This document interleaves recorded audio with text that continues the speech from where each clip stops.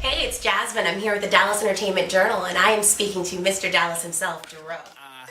Now, it's Dorrough music.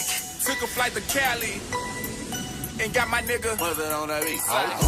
What up, it's your homie Dorrough Music, Mr. Shut the City Down, man. I'm chilling right here with Dallas Entertainment Journal, just for the go of a few things I got going on.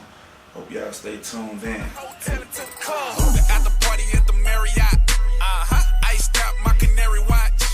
All right, Dorrough. So, of course, you shut the city down and always represent the city. So, there's nobody more Dallas than Dorrough, which is pretty fun. Tell me a little bit about what's going on with you working with the Dallas Cowboys. How did that come to be? Well, first of all, I grew up a Dallas Cowboys fan, all my life. Big Cowboys fan, my pops, my brothers. So, it's exciting for me to be working with them. But it kind of started with 2011. The Mavericks reached out when we won the championship. Way before we won the championship, and it was the playoffs, for me to do the an anthem, basically to motivate, the whole thing. And I did it.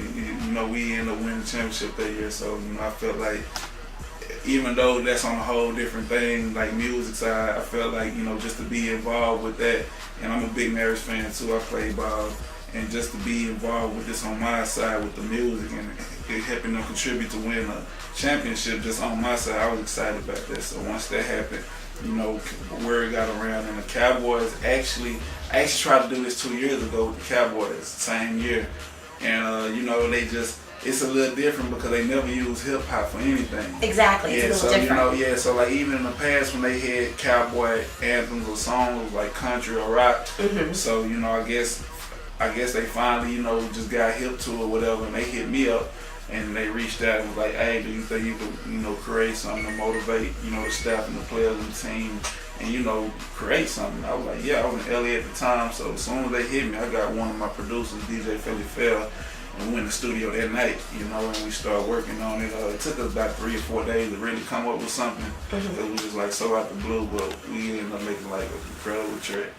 A Coke can. I'm in the club blowing. Drink got me. Can't see shit like a microscopic. Too much charisma. Mojo, prime time, click NG. That's the logo. At the party at the Marriott. Okay, back with Dorrough, and we were talking about how he became one with the Cowboys and created the anthem for them. Now, you were telling me a little bit about how that happened. Really, were there any particular players that maybe influenced that decision, you think? Well, I'm good friends with Dez Bryant. We actually, when I released that Shut the City Down mixtape, he came to my release party and I went to some of his stuff. He actually was there when we had the meeting and they wanted to hear the song.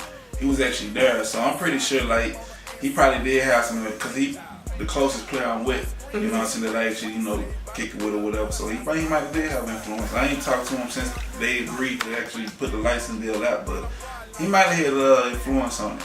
Okay. Yeah. That's great. So it's good to have friends in high places, but it's... Yeah, man, just, that's how it works, because at the end of the day, if the players don't like it, then it ain't gonna work. It's supposed to motivate the players. How long are they going to use this with the licensing deal? Is it going to be the theme for a long time?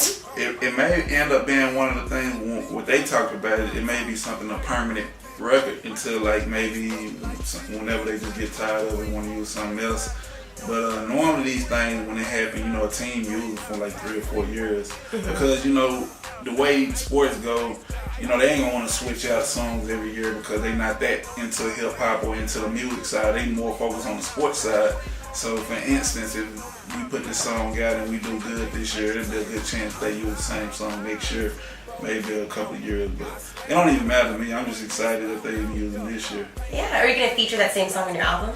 Well, that's another thing that came about. Once we finished it, we was like, this song is way too big to just be a cowboy song. So what I did was I went back in and made more of a generic version, and to be able to put it on my album, basically so it won't be so cowboy oriented. It won't be, the verses I'm mentioning different players and stuff. So I went and just did different verses, same hook, same bridge and concept, and made it a generic song that I will use for my album. Okay, speaking of your album, when is that coming out? We're looking at February right now. It's been done for maybe 4 months, but we're trying to put out the right singles, get the marketing right, you know, better timing. I like coming out in the first quarter because it always influences the year. Like, you know, first quarter I can drop again in the fourth quarter.